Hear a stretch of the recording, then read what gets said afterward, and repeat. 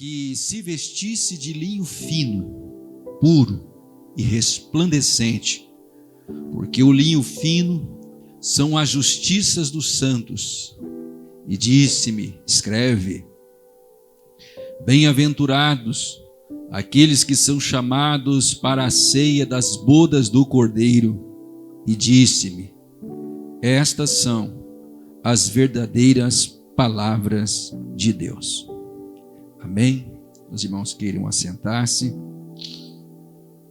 Hoje nós estamos dando sequência ao nosso estudo. Semana passada falamos quando a igreja for recompensada por Jesus no tribunal de Cristo.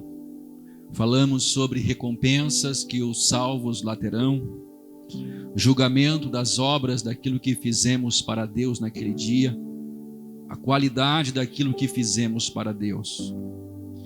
E muito rapidamente falamos também das coroas que os santos receberão do Senhor naquele dia.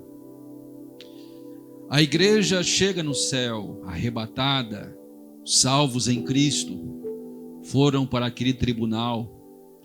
Por ele foram julgados, cada um segundo a sua obra. Aqueles que do Senhor recebem suas recompensas, seu galardão, sua coroa, vai ser adornado naquele dia por Cristo. Mas após este período de tribunal de Cristo, de recompensas, de sermos julgados por aquilo que fizemos por meio do corpo, a igreja, na glória, vai ter um momento muito singular, um momento que eu chamo que é o ápice da igreja.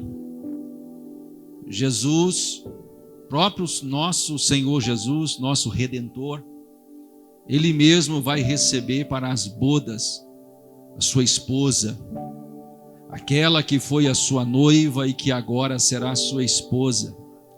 A igreja redimida pelo sangue que Ele mesmo derramou para adquirir para si, e que aqui na terra foi conhecida pela noiva do Cordeiro, pela noiva de Cristo, pela noiva do Senhor Jesus, aquela que aguarda o noivo chegar para o casamento. Naquele dia, a igreja vai participar dessas bodas. Quando falamos em bodas, nós temos em mente um casamento e temos em mente também uma festa de casamento. Eu acredito que a maioria aqui, dos que estão aqui, já participaram de alguma boda. Bodas de prata que alguém já foi? Já? A maioria, né? A gente faz uma festa para dizer, este casal que um dia se enamoraram, noivaram, fizeram seus votos, e já fazem 25 anos que eles permanecem unidos, e para celebrar esse momento a gente faz bodas de prata. Aqueles que têm vida e que são fiéis um ao outro, conseguem chegar até 50 anos, e a gente chama isso de bodas de ouro. Se 25 anos foi prata, 50 anos é ouro, é muito mais valioso, coisa preciosa, né? Nos dias que a gente está vivendo de relacionamentos descartáveis, que a sociedade quer impor um modo de viver onde todo mundo é descartável, parece que vislumbrar um relacionamento de prata é algo difícil. De ouro, então, nem se fale. Agora, vai ter um casamento que não vai ser o casamento do século. Você se lembra quando a Diana, aquela plebeia, se casou com o príncipe Charles, lá na Inglaterra? Diziam que era o casamento do século. Era o casamento que a mídia ficou em cima, os tabloides, a imprensa, a mídia mundial, e era aquela cobertura, aquele sensacionalismo, e diziam, é o casamento do século, que não durou muito tempo. Agora, o casamento mais extraordinário, a festa mais extraordinária, a boda mais extraordinária, incomparável e singular em toda a história, vai ser a do esposo que deixou o Espírito Santo tomando conta da sua noiva. E o dia que essa noiva encontrar com o seu esposo, vai ser o casamento do século dos séculos e para todo sempre. Amém. Pois a igreja estará com o seu Senhor. A igreja vai ser conduzida para este momento marcante. Em uma analogia no livro de Cantares, no capítulo 2, de Sunamita e Salomão, está descrevendo ali, sim, ao seu romance de Salomão com a sua amada, mas também em uma linguagem figurada naquele romance, é um relacionamento entre Cristo e a igreja. E ele diz: e levou-me, me conduziu à sala do banquete, e o seu estandarte é o amor. Ele leva a igreja a uma sala de um banquete preparado para ela. Ele leva a sua amada a um lugar, uma sala especial, a um momento especial, um banquete preparado para a sua noiva. E ele faz isso. Então, as bodas do Cordeiro será o momento em que a igreja vai se apossar da herança como noiva do Cristo. Cristo vai possuir essa noiva que é a sua igreja e vai concluir de uma maneira muito amorosa, de uma maneira eterna, gloriosa, o plano redentivo que ele começou aqui na terra e que agora, redimida lá na glória, ele aguarda a sua noiva. Deus estará entre o seu povo e o seu povo vai desfrutar de todos os benefícios desta comunhão, aonde o pai, naquele dia, vai ver o seu filho se encontrando com a sua noiva. E o pai já está preparado o banquete, já está preparada a festa, já está preparada a sala do banquete, tudo já está preparado. Paulo, quando escreve à igreja lá em Corinto, referindo-se à igreja como noiva, aquela que vai ser apresentado ao seu noivo, ele escreveu assim no capítulo 11, versículo 2 da sua primeira carta: estou zeloso de vós, da igreja, com o zelo de Deus. Paulo dizia: eu estou zeloso da igreja, com o zelo de Deus, porque vos tenho preparado para vos apresentar como uma virgem pura para um marido, a saber, a Cristo. Paulo dizia: eu cuido de vocês, eu ensino vocês, para que vocês sejam apresentados como uma noiva pura, virgem ao seu marido. E ele torna isso bem claro, dizendo: a saber, a Cristo. Eu e você somos noiva dele. Ele é o noivo desejado. Ele é aquele que a noiva espera ansiosa para contrair esse momento desejado. E você percebe que Paulo, quando está escrevendo, ele torna claro que esta igreja é a noiva do Cordeiro. Esta igreja está desposada, aguardando este noivo chegar. Apocalipse também vai nos dizer, nos chamar a atenção para essa noiva. Ela está pronta, ela está vestida com um linho fino, puro e resplandecente.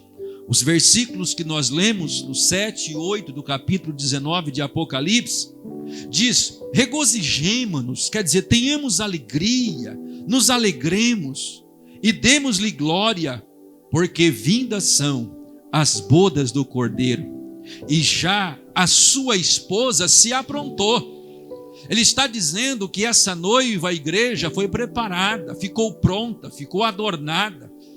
Aliás, coisa feia é uma noiva, na linguagem do baiano, descachimbada, né? Eu fui num casamento, não faz muito tempo, eu e minha esposa. Irmão, estava um cenário glorioso. Pensa um cenário de Hollywood. E o noivo parecendo um ator de Hollywood. Orquestra com violino. Pensa numa coisa linda. Irmão, a hora que chegou a noiva, irmão, deu dó. Pensa num vestidinho descachimbado, feio. E minha esposa olhou para mim e falou assim: ô Luciano, que dó. Por que fizeram isso com ela? Por que deixaram ela vir assim? Será que o pai não tinha muito dinheiro? Ou será que quis fazer uma coisa muito simples demais? Mas o que foi preparado, o cenário, o ambiente, o que foi gasto de embelezamento, na hora que chega a noiva, ela preenche. Sim ou não? A gente casa, o noivo entra, né? Você lembra a cor do paletó do noivo? Não, ninguém está nem aí. Se ele entrar de tênis, quase ninguém percebe, porque o foco está na noiva. E a hora, irmão, que começa, e não dá um desespero, porque você fica esperando a noiva, e aí vem assim, aí toca uma musiquinha, e vem alguém falando com a plaquinha: lá vem a noiva. E aquela menininha vem com a plaquinha. Aí você pensa: vai chegar a noiva. Aí aparece outra daminha, vai jogando flor para a noiva chegar. E o noivo está naquela aflição: não vai chegar essa noiva. Vem a plaquinha, agora vem jogando um monte de pétala de flor, de rosa. E aí começa. O que o povo faz? O povo se levanta. Oh, a noiva vai entrar, vai chegar a noiva aí. E a noiva vem, né? A gente que é homem não, mas as mulheres dão aquela olhadinha assim: ai, que vestido lindo, tá arrasando, tá bonito. Agora, se tiver feio também, as irmãs percebem. Se tiver feio também, as irmãs percebem. Então Paulo está dizendo que ele quer entregar uma noiva linda para o noivo. Aqueles que fazem parte farão partes dessa boda, porque vindas são as bodas e já sua esposa se aprontou. Ou seja, uma igreja que se preparou, uma igreja que aguardava o noivo, virgem, pura. O meu noivo virá, o meu noivo chegará, eu espero ele. Pode chegar um monte de gente bonita aí, eu vou desprezar, porque eu tenho um noivo, eu já estou desposada, já foi feito um contrato nupcial, já tem alguém cuidando dessa noiva para apresentar. O contrato foi feito lá na cruz do Calvário com o sangue de Jesus. O Espírito Santo ficou guardando e protegendo essa noiva. O que falta é essa noiva chegar lá na glória, passar pelo tribunal e se abraçar com o seu noivo, aleluia, e ser conduzido para a sala do banquete. Agora a Bíblia, ela nos dá detalhes, mas não muitos pormenores com relação a este momento, as bodas do Cordeiro. Será um banquete como nunca houve.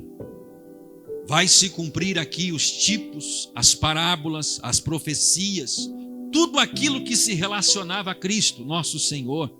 Tudo aquilo que se relacionava e se relaciona nas Escrituras a Cristo e a igreja. Porém, os pormenores e a grandeza deste advento só serão conhecidos por nós depois do arrebatamento. A Bíblia diz que as aflições deste tempo presente não se podem comparar com a glória que em nós há de ser revelada. Ou seja, há uma glória tão grande para ser revelada na igreja. Há uma glória tão grande para se desvendar na eternidade, que a Bíblia diz que aquilo que o olho não viu, o ouvido não ouviu, nem subiu ao coração do homem, é o que Deus preparou para aqueles que o amam. Paulo, quando foi levado àquele terceiro céu, diz que viu coisas inefáveis que ao homem não é lícito dizer. Pedro, quando escreve sua primeira epístola, ele diz: aos presbíteros que estão entre vós, admoesto eu, que sou também presbítero com eles, e testemunha das aflições de Cristo, e participante da glória que se há de revelar. Não revelou-se ainda, mas é algo muito glorioso, é algo muito grande, é algo muito esplendoroso. Tanto é que a Bíblia diz: bem-aventurados aqueles que são chamados para a ceia das bodas do Cordeiro. E ele me disse: estas são as verdadeiras palavras de Deus. Ou seja, bem-aventurados que são chamados, aqueles que foram convocados, aqueles que receberam o convite para participar, aqueles que foram convocados para este momento. Pois este momento, as bodas do Cordeiro, será o casamento entre Cristo e a igreja. A palavra de Deus nos afirma que Jesus é o noivo, o esposo celeste. E isso está muito claro nas Escrituras. Paulo faz uma analogia entre o marido e a esposa, mostrando o relacionamento entre Cristo e sua igreja. Ele diz: vós, marido, amai vossas mulheres como também Cristo amou a igreja. Ele diz que o marido deve amar a mulher como Cristo amou a igreja, e a si mesmo se entregou por ela, dizendo: maridos, tenham um amor sacrificial pela sua esposa. Cristo morreu pela igreja, Cristo se doou para a sua igreja, e assim os maridos têm que amar suas esposas, um amor doador, um amor sacrificial.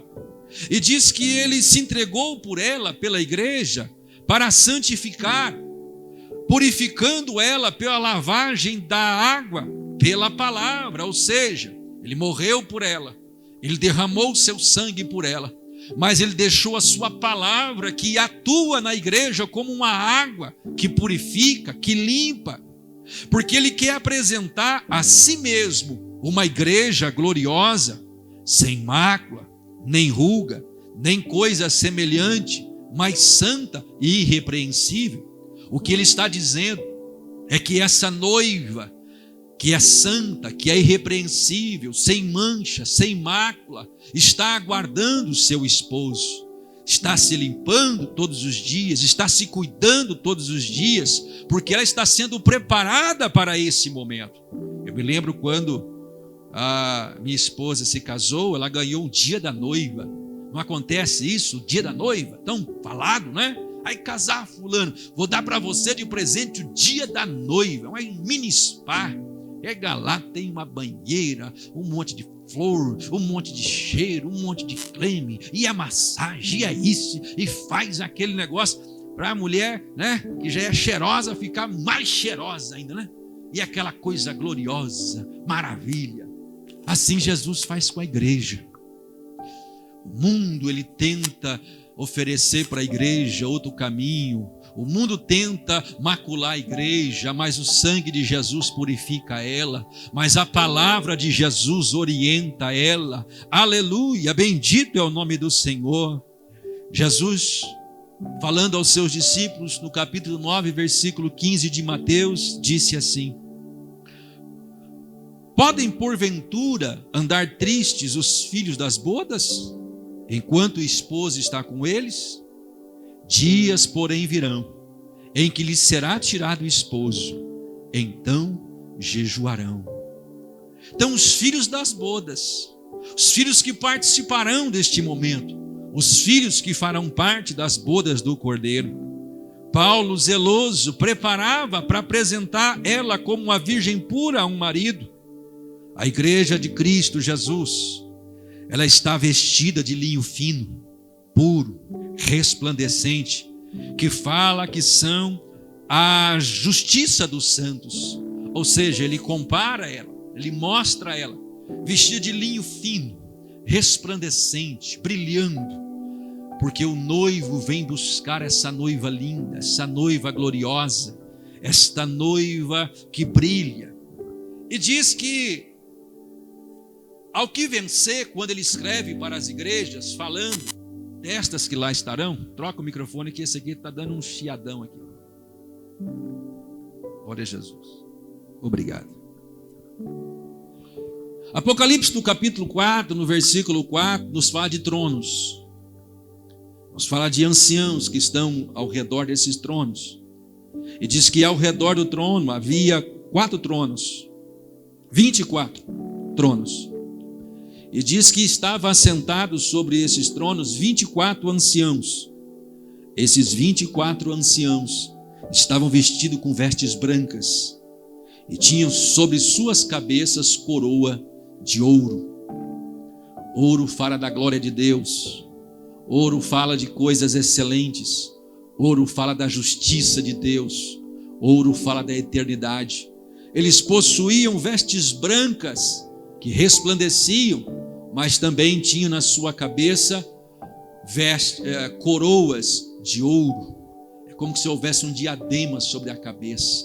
As vestes brancas reluziam, brilhavam, mas na sua cabeça tinha uma coroa de ouro, algo lindo.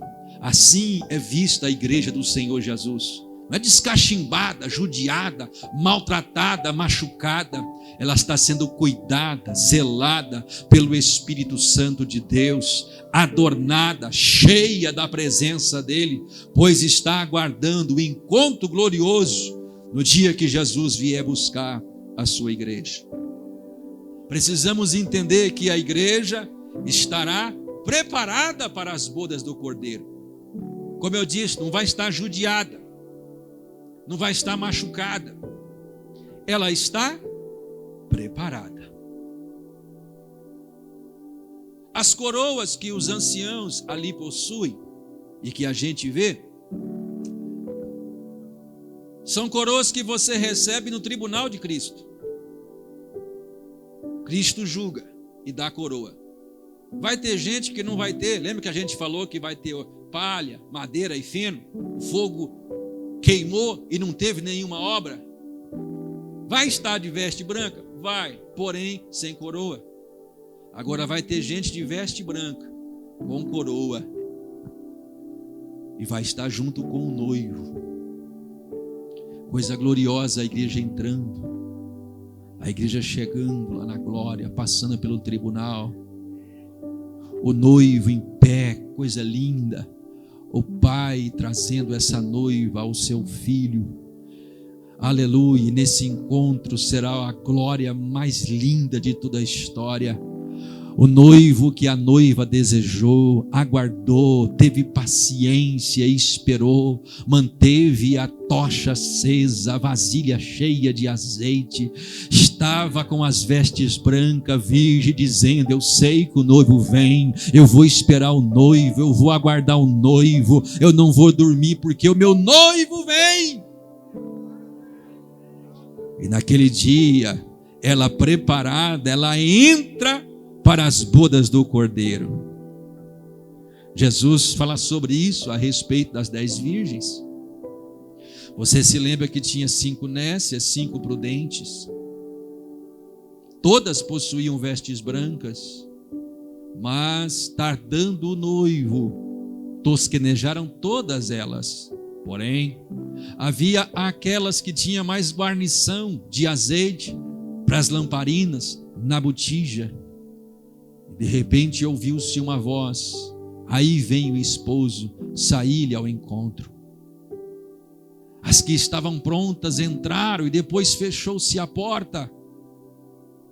E você vê que uma parcela não entrou e a outra parcela entrou. Eu sei que tem gente que usa este capítulo número 25 de Mateus para falar sobre Israel. Mas quando nós estamos lendo o capítulo 24, está falando de 3 parábolas sobre vigilância, sobre o servo prudente.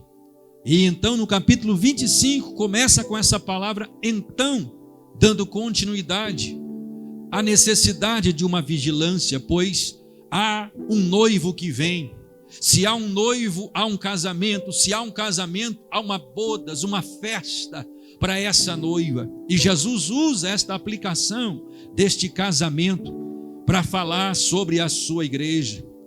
E tendo faltado o azeite, Tendo elas ido comprá-lo, chegou o esposo, e somente as que estavam preparadas é que entra para as bodas e fecha-se as portas. Fazendo um paralelo do capítulo 25 de Mateus, versículo 10, com Apocalipse 19, versículo 7, lá está dizendo: regozijemo-nos e alegremo-nos e demos-lhe glória, porque vindas são as bodas e já a sua esposa se aprontou. Dizendo, a igreja ficou pronta, a igreja se preparou, a noiva se adornou, a noiva ficou vigilante, ficou aguardando. E quando o noivo chegou, ela já estava pronta. Bendito seja o nome do Senhor. A igreja já chegará ao local do banquete ataviada, devidamente trajada, com as suas vestes nupciais. A igreja não vai chegar lá com um vestido rasgado, xoxo, feio, e vai receber um novo vestido, não. A igreja já sai linda aqui da terra. Bendito seja o nome do Senhor. Tem gente que fala assim, pastor, porque a igreja não é mais a mesma. Não, irmão, a igreja sempre foi a mesma. É que tem gente que pensa ser a igreja, mas Jesus conhece a sua igreja. Você pode ver que em Mateus 25, você encontra lá as 5 nécias e as 5 prudentes. A hora que o noivo chegou, não houve diferença, sim ou não? Sim. Ou você acha que quando Jesus tirar a igreja da terra, essa casa de oração não vai encher? O que vai dar de desviado dentro dos templos, você não tem noção. Porque eles vão saber que Jesus veio e levou a igreja. E a hora que ele vem, ele conhece quem é a sua igreja. Porque Jesus sabe aqueles que são seus. Jesus conhece você como noiva do Cordeiro. Jesus conhece você como esposa dele. Jesus olha para você e ele vê vestes brancas em você. Por isso a Bíblia diz, aquele que é santo, santifique-se mais ainda, aquele que é sujo, suje-se mais ainda, e bem-aventurado aqueles que alvejaram as suas vestiduras no sangue do Cordeiro, para que tenham direito à árvore da vida. Ou seja, aleluia, o sangue de Jesus purifica a igreja o tempo todo. Se você é a igreja, você é purificado. Se você é a igreja, você é limpo pela água, isto é, pela palavra. Se você é a igreja, o Espírito mora em você. E se o Espírito está morando em você, ele está cuidando de você para te apresentar a Cristo Jesus como noiva dele. Mas você percebe que a igreja chega para o banquete preparada, adornada, veste branca, coroa na sua cabeça. E o noivo, que é Cristo, com grande alegria, ela vai apresentar ela diante do Pai. Aleluia.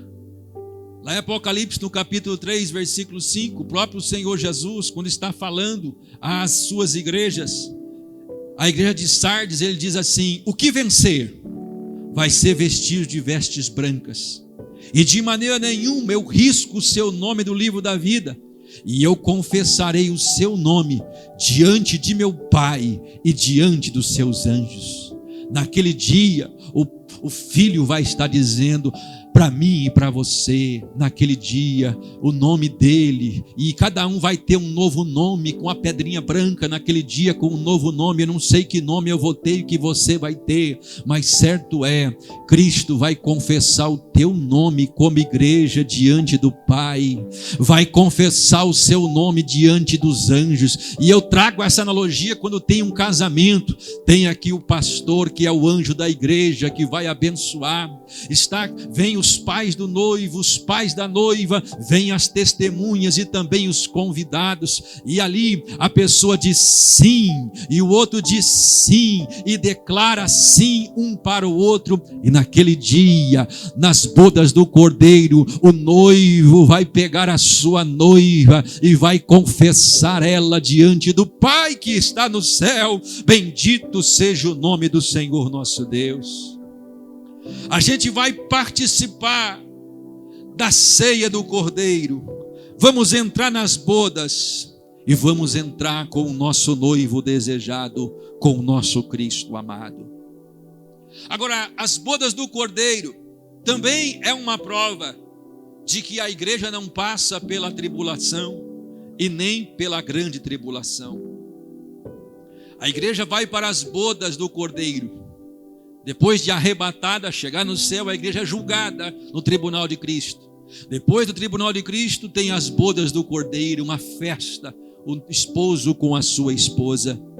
Depois disso, essa noiva gloriosa que casa com o seu esposo, vai descer em triunfo e glória com Cristo. E o capítulo 19 do livro do Apocalipse, no versículo 14, diz que ela vem vestida de linho branco e puro. Fala que Cristo vem montado sobre um cavalo branco, ele vem para julgar. Na sua coxa está escrito que ele é o Rei dos Reis, que ele é o Senhor dos Senhores, e ele vem com vários cavalos, e ele vem com a multidão, que é a sua igreja. Ou seja, fica claro aqui que ele vem com a sua igreja, e ele virá para julgar, para destruir a besta, o falso profeta, aniquilar todo o poder do mal, para aniquilar toda a força daquela trindade satânica que vai se levantar sobre a face da terra, na tribulação e na grande tribulação. Mas enquanto a terra está sofrendo juízo, selos e taças, a igreja está na glória com o seu Senhor, está desfrutando de um casamento glorioso, de uma boda gloriosa, e depois daquela festa magnífica e gloriosa, a igreja desce com Cristo, aleluia, vem glorificada, vem adornada, vem resplandecendo, porque a igreja não passará pela grande tribulação. O capítulo 19, 20, 21 e 22 de Apocalipse, ele está em ordem cronológica. E nesta ordem cronológica você vê de maneira muito clara as bodas acontecendo no céu e não na terra. Antes que Cristo se manifeste com poder, quando todo olho o verá, acontece lá na glória este encontro glorioso das bodas do Cordeiro, Cristo e a sua igreja. E por que isso é glorioso? E tem gente que fica preocupada assim: pastor, eu vou ter que pôr chip, Mondex, pastor, eu vou ter que colocar um negócio aí, e tipo um QR Code, na minha testa, na minha mão. Bom, se você não for noiva do Cordeiro, você fica por aí, pode ser que vai ter que colocar isso aí. Agora, a igreja de Cristo, ela não vai experimentar tribulação, porque ela guardou a palavra da paciência de Cristo. E porque guardou, Jesus diz também: eu vou te guardar, vou te livrar da provação que há de vir, porque Cristo tira a sua igreja com poder e grande glória. Aleluia! Enquanto o mundo estará sofrendo, a igreja estará na glória. Tem duas expressões na Bíblia de Maranata. Paulo usa duas. E a gente canta domingo aqui: vem Jesus, não foi? Vem Jesus, Maranata, ora vem Senhor Jesus. Vem Jesus, não é assim? Vem Jesus, Maranata, ora vem Senhor Jesus.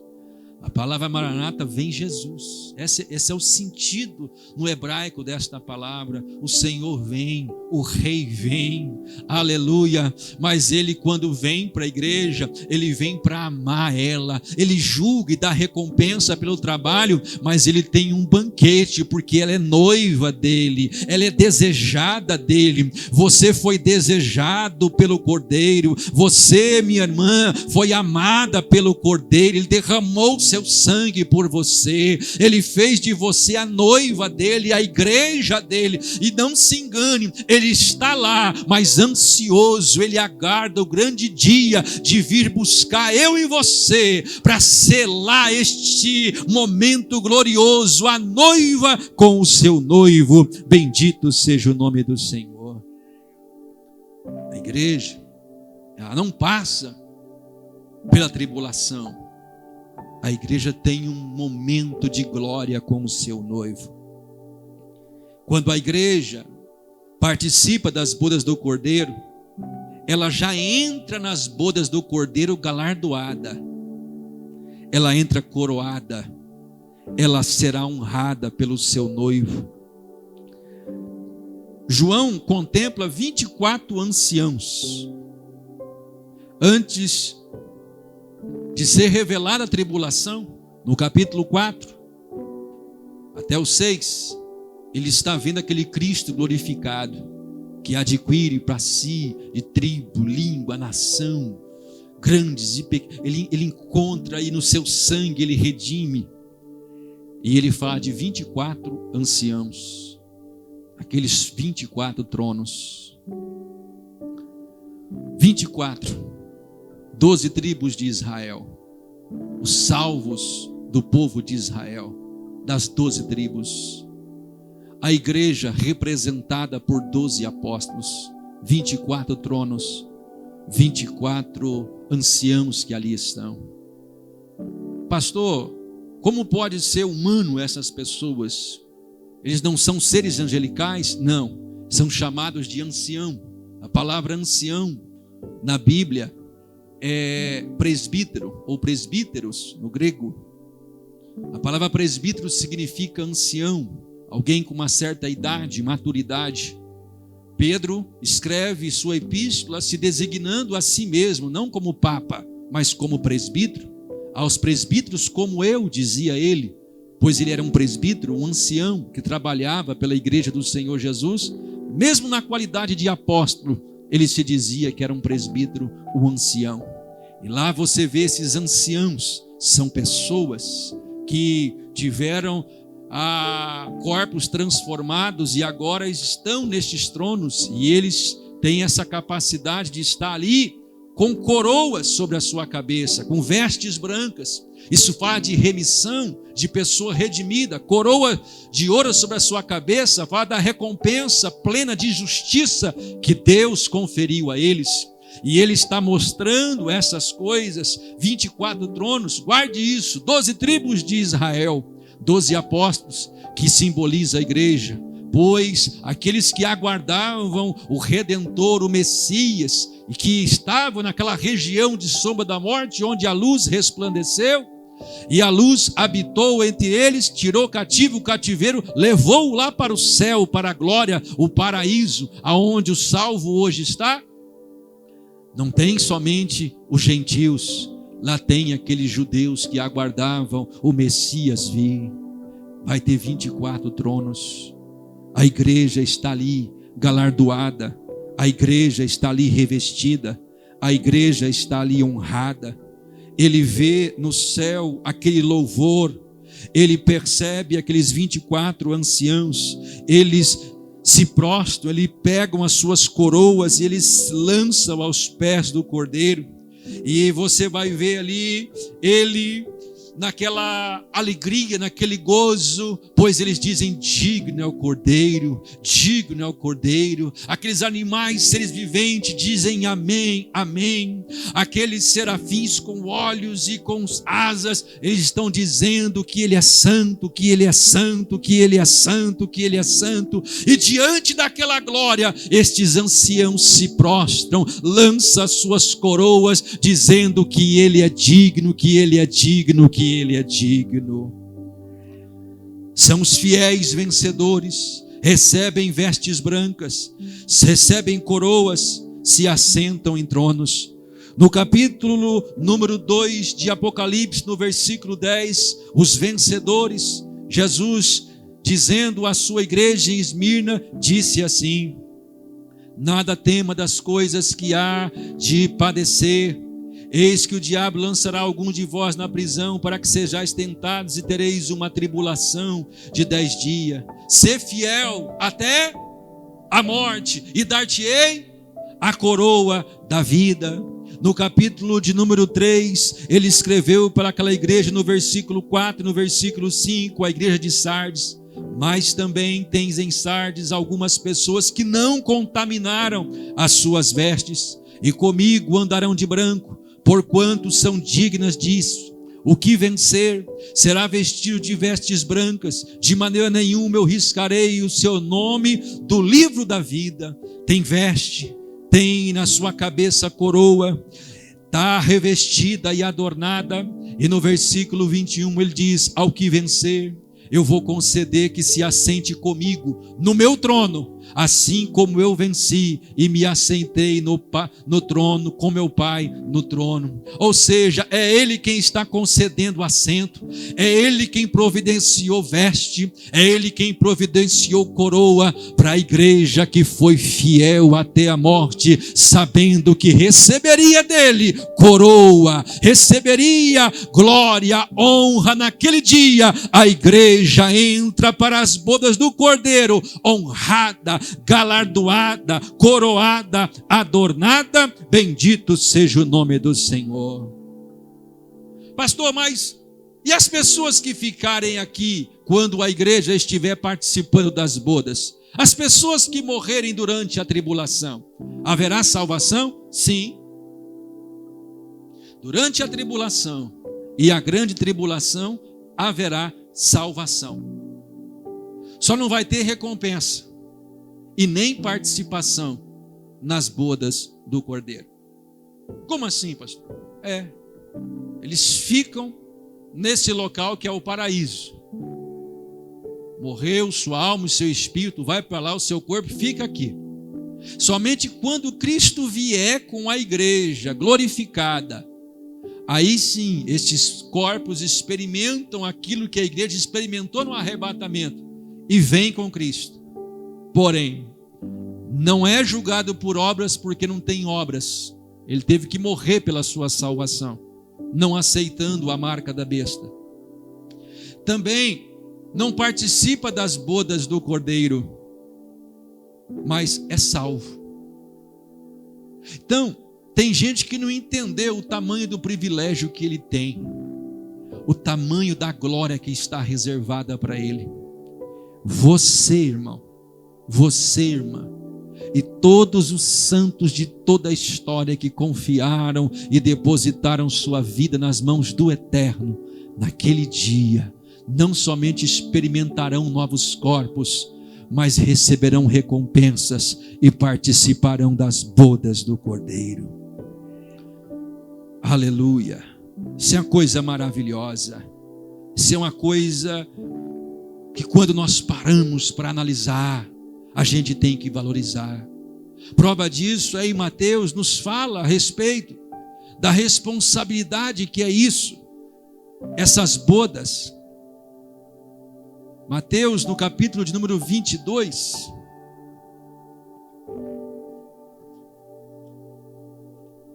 diz assim, no versículo 2, olha Jesus explicando: o reino dos céus, ele é semelhante a um rei que celebrou as bodas de seu filho.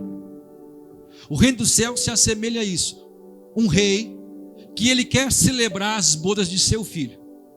Ele enviou os seus servos a chamar os convidados para as bodas, e estes não quiseram vir. Depois enviou outros servos dizendo: dizei aos convidados, eis que tenho o meu jantar preparado, os meus bois cevados e já mortos, e tudo pronto, vinde para as bodas. Porém, eles não fazendo caso, foram um para o campo, o outro para o seu negócio, e outros, apoderando-se dos servos, os ultrajaram e mataram. O rei, tendo notícias disso, encolerizou-se e, enviando os seus exércitos, destruiu aqueles homicidas, incendiou a sua cidade. Então disse aos servos: as bodas, na verdade, estão preparadas, mas os convidados não eram dignos. E depois, às saídas dos caminhos, convidai para as bodas a todos os que encontrardes. Os servos, saindo pelos caminhos, ajuntaram todos quantos encontraram, tanto os maus como bons, e a festa nupcial ficou cheia de convidados. O rei, entrando para ver os convidados, viu ali um homem que não estava trajado com veste nupcial, e disse: amigo, como entraste aqui, não tendo veste nupcial? E ele emudeceu. Disse então o rei aos seus servos: amarrai-o de pés e mão, levai-o e lançai-o nas trevas exteriores. Ali haverá pranto e ranger de dentes, porque muitos são chamados, mas poucos escolhidos. O Pai aqui é Deus, este rei. O Filho aqui é Cristo. Os servos vêm e convida. Está falando da nação de Israel. Eles rejeitam. Envia outros e eles matam. Quanto tempo o Senhor enviou profetas? Quantas vezes o Senhor levantou dezenas e dezenas e centenas de profetas? Eles rejeitaram, eles mataram, eles perseguiram. A festa, a boda estava pronta. O pai queria dar uma festa grande, gloriosa, boi cevado, jantar, coisa que só um rei poderia dar. Porém, os convidados não eram dignos. Eles preferiram o campo, seus afazeres, outras coisas, do que a festa que o rei preparou, que o pai preparou.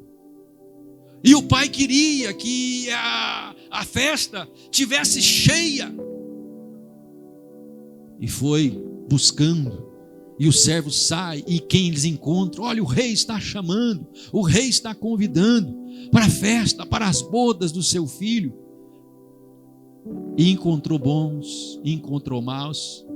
E o rei ficou contente, porque encheu o ambiente para a festa. Só que de repente, no meio da festa, tinha alguém que não estava trajando veste nupcial. Os casamentos antigos, principalmente no Oriente, um rico dava uma festa, e quando você convida muita gente, você é muito rico, e você convidou todo mundo, pode acontecer de alguém não ter uma veste bonita.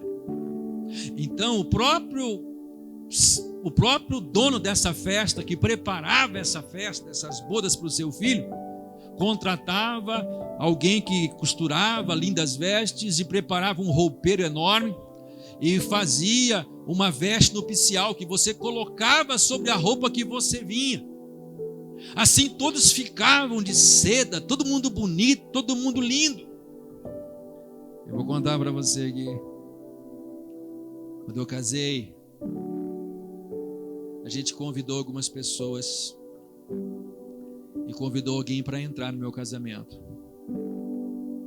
E a minha esposa trabalhava numa casa, e eu me lembro que, por ela trabalhar numa casa, a pessoa falou assim: é um casamento, lá as pessoas são muito pobres, né? Então a gente vai muito simplesinho no casamento. E daí, irmão, ali ia entrar, e não tinha só ele ia entrar com a daminha, o meu sobrinho ia entrar com a Bíblia, meu sobrinho com um fraque vermelho, assim, uma coisa assim, bordô naquela época, coisa mais linda. Aí chegou o menino com uma camisetinha branquinha, uma calça jeans, uma botininha. Ele veio assim pro casamento, porque ele pensou assim: vai ser muito simples o casamento. O rei aqui deu o casamento, e todo mundo lá está de veste nupcial, mas ele percebe que alguém foi convidado, porém não está trajando a veste nupcial. Ou seja, ele não estava sendo digno de estar ali. Por causa disso, ele foi tirado. O que Jesus estava mostrando aqui? Jesus estava ensinando sobre essas bodas. Para quem que é? É para quem não rejeitou o convite. É para quem não desprezou o convite. É alguém que, mesmo que não tinha roupa linda para entrar nessa festa, quando ele foi convidado, sabendo que mesmo que ele não fosse digno daquela festa, Ele deu valor. Olha, eu não tinha condição de estar aqui, mas o rei me chamou. Ele passou naquele roupeiro e vestiu novas vestes e cobriu aquela roupinha feia que ele tinha, e agora ele tinha uma roupa nupcial. Paulo diz que a gente foi vestido de veste de salvação. A gente estava feio, nossa roupa estava uma imundícia e horrorosa, mas o mestre nos chamou para a festa. Aleluia, colocou veste nova na gente, e a gente diz: eu vou entrar nessa festa, eu não vou entrar com veste suja, com veste feia, eu vou entrar com as vestes nupcial que ele mesmo preparou para mim entrar, porque muitos são chamados, mas poucos escolhidos. Dá para você glorificar o Senhor, irmão? Não foi você que escolheu a Ele, mas Ele escolheu você, te nomeou para que você vá e dê fruto, teu fruto permaneça. Foi Ele quem te escolheu, foi Ele quem te chamou, foi Ele quem te revestiu de vestes gloriosas. Para a gente encerrar, nessas bodas haverá uma ceia, uma grande e gloriosa ceia. E é difícil a gente entender por que vai ter alimentação no céu. A gente já vai ter um novo corpo, a gente já vai ter sido revestido de um corpo glorificado, a gente não vai estar mais sujeito a leis da natureza. E que necessidade então teremos de comida e de bebida? E como que isso vai acontecer? Como que isso sucederá? Jesus disse que Ele preparou uma boda, uma festa. Na sua aliança, no seu sangue, Ele disse: nunca mais beberei do fruto desta vide, até que beba no reino de meu Pai. Ele mesmo disse que isso haveria de acontecer. E certo é que naquele dia, quem nunca teve uma participação numa festa terrena, com uma mesa farta, naquele dia vai se fartar de um banquete que rei terreno algum jamais experimentou. Faraó não experimentou, Nabucodonosor não experimentou, os reis de Israel não experimentaram nesta terra, mas a igreja vai experimentar naquele dia. Os reis que aqui esbanjavam taças de prata, de ouro, e queriam demonstrar o seu poderio e a sua glória, naquele dia a igreja vai estar naquele banquete, e o próprio noivo, o Senhor Jesus, é quem vai servir esta noiva naquele dia. Oh, irmão, Ele vai permitir você chegar com lágrima nos olhos, porque Ele vai enxugar dos seus olhos toda lágrima, mas não obstante isso, Ele tem uma refeição, Ele tem uma festa, Ele tem uma mesa preparada, e Ele vai levar eu e você à sala do banquete e vai servir cada um de nós. Interessante, tem gente que acha que é humilhação servir, não acha? Eu não, já passei dessa fase, agora não sirvo mais ninguém não, todo mundo tem que servir eu. Pois é, o Cordeiro naquele dia vai servir a sua noiva, a sua igreja. Não vai ser outro não, podia ser os anjos, mas Ele ama tanto a sua noiva, que é Ele quem vai servir ela. Por isso Paulo disse: para mim tenho por certo, as aflições deste tempo terreno não se podem comparar com a glória. Tem muita coisa que nos espera, irmão. Vale a pena ser fiel a Deus, vale a pena suportar lutas e aflições. É só um pouquinho, daqui a pouco o noivo vem, daqui a pouco o noivo chega.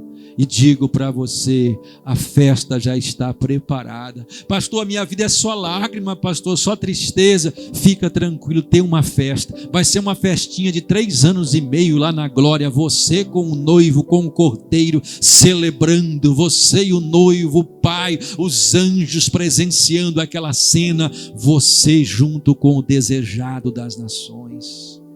Vale a pena ser fiel ao Senhor. Preciso parar por aqui. Eu quero convidar você a se colocar em pé.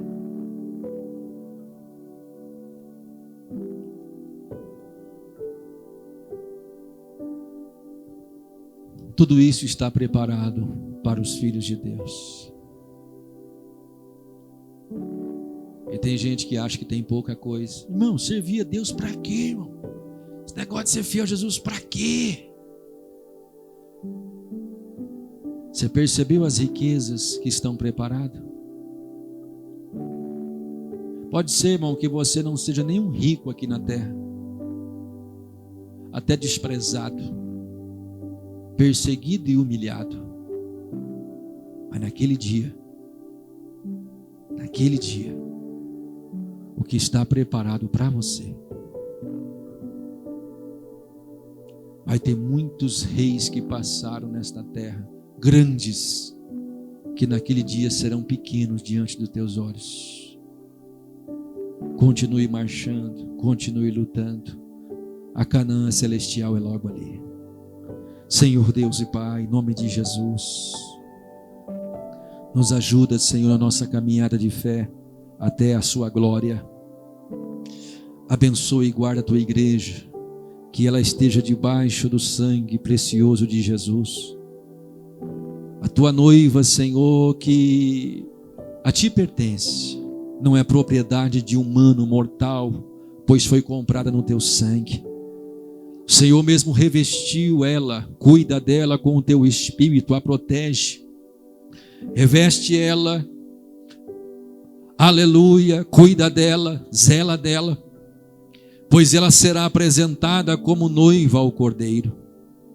Abençoa esta igreja, Senhor, no mundo todo, todos aqueles que te aguardam, todos aqueles que te esperam, todos aqueles que sofrem por causa da justiça e não desanimam, mas permanece. Fortalece os seus filhos, Senhor, pois a nossa recompensa não é aqui, o nosso descanso não é aqui, a nossa recompensa é na tua glória. O nosso descanso eterno será de eternidade em eternidade, adorando e bendizendo o teu nome.